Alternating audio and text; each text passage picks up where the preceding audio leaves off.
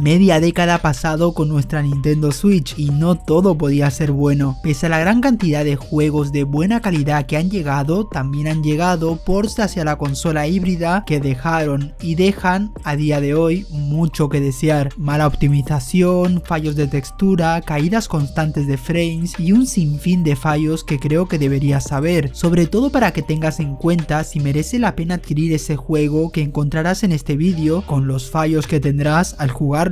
¿Quieres saber más? Empecemos.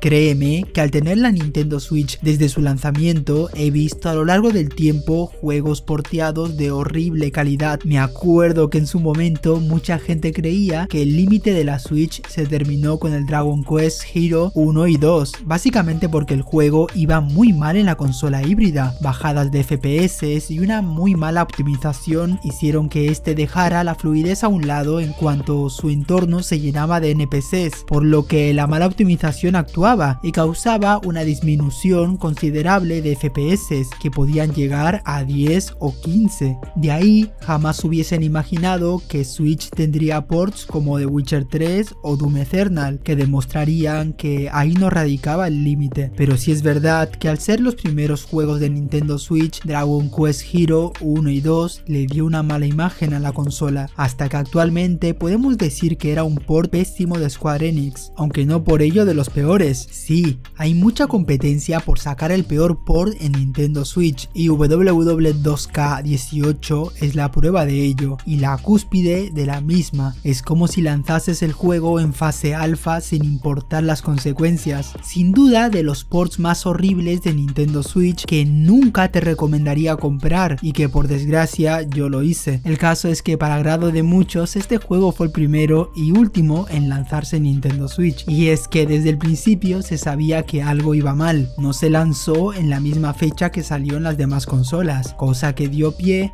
a pensar que algo raro había, aunque si había un retraso era para mejorarlo, y si la verdad fue así no me imagino cómo era antes. Y es que tal parece que 2K Games sabía cómo se iba a lanzar y prefirieron darle el mínimo bombo posible. Anunciaron el lanzamiento con un día de anticipación y cuando yo adquirí el juego lloré, bueno, sin exagerar, pero era completamente injugable. Bajadas de frames, que parecía que tenía su modo slow activado, fallos muy notorios de texturas que resaltaban lo mal porteado que estuvo, y a pesar de que Blind Squirrel, la empresa que realizó el port, declaró que estaba trabajando en arreglar los errores con parches y actualizaciones, actualmente sigue siendo pésimo y además pesando el doble, porque fue de los juegos que tenían esta carátula que estropeaba lo bueno de lo físico, sumado a lo que pone, vaya. Pero a diferencia de este, que decidieron únicamente lanzar una entrega y no sacar más, FIFA no siguió ese camino.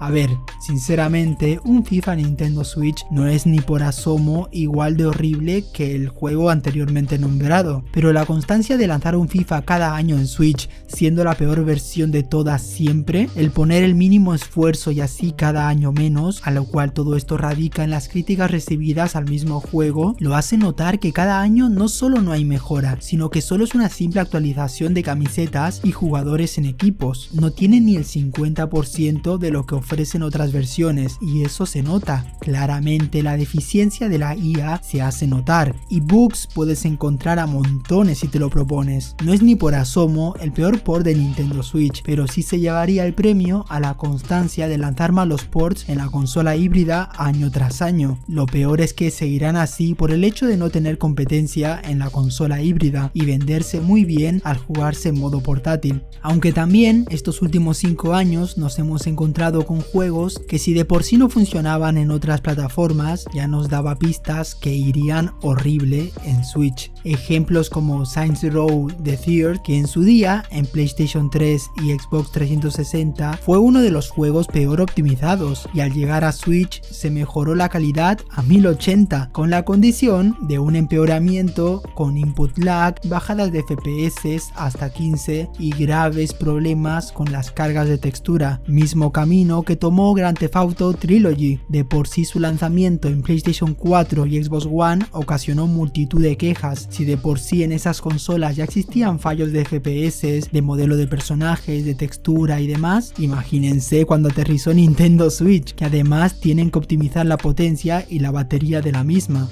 Aunque el peor caso de este tipo y el que podría llevarse el premio a peor port de Nintendo Switch podría ser Ark Survival Evolved. Imagínense lo que esperábamos en Nintendo Switch si ya de por sí en PC iba muy mal por su optimización. Los usuarios de Switch rezaban noche y día para que se lanzase fluidamente, algo que obviamente por dentro todos sabíamos que iba a ser imposible. Vamos, tenemos suerte de que no explote mientras jugamos. El caso es que entre las restricciones técnicas sumada a todo lo restante que he ido soltando en los anteriores juegos, este hace honor a cómo no hacer un port en la consola híbrida. Bueno, algo bueno podemos sacar de todo esto, y es que lo intentaron, pero ¿hasta qué punto es bueno lanzar un juego en Nintendo Switch sabiendo que va a ser odiado por su optimización en otra consola más? Pero bueno, aún nos queda un par de años para que superen estos juegos. Quizás las compañías ya aprendieron la lección y solo lanzarán lo que vean conveniente. Bueno, menos sea con FIFA.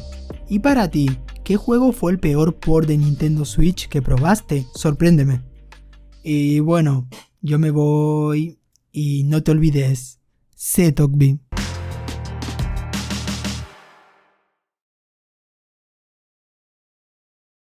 Sin duda de los ports más horribles de Nintendo Switch que nunca te recomendaría comprar y que por desgracia yo lo hice. Por eso no seas Tokbi.